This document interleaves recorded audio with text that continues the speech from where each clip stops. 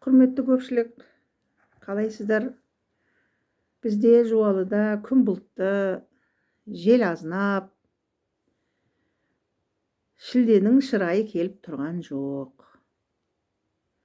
Осындай бір кездері қолға түскен кітапты ақтарып отырып, өткен бір жолғы кездесуімде айтқандай, ер азаматтардың ешқандай атақ абыройына сеніп, халықты көзге ілмейтіні жайлы айтқым келген еді. Сол ер азаматтар жайлы әңгіме айта берсе көп қой. Сол бір-екі мақалмен сіздермен бөліскім келді. Жақсыға 1000 кісілік орын бар, жаманға 1 кісілік орын тар деген екен. Берекелі елдің баласы, бірі қанат, бірі құйрық. Берекесіз елдің баласы, бірі аманат, бірі күйік деген екен.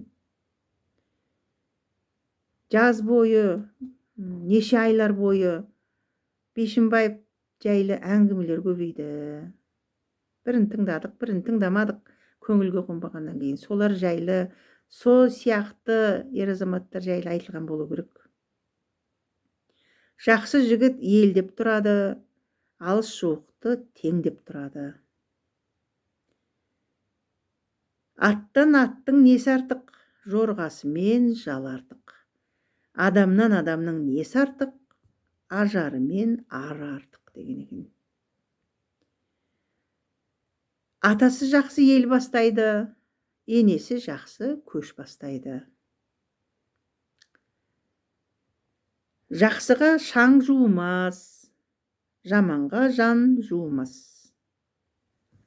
Жақсы өзінен жақсы ұстап, көрегенді жақсы қартая білген ер азаматтар азайып бара жатыр деп ойлаймын.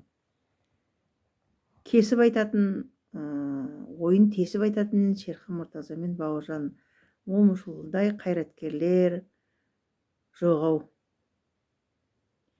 Ол кездегідей ер азаматтар азайды деп ойлаймын.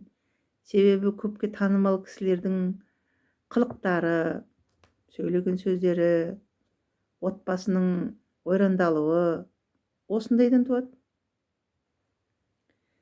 Қой асығы демеңіз, қолға жақса сақа қой.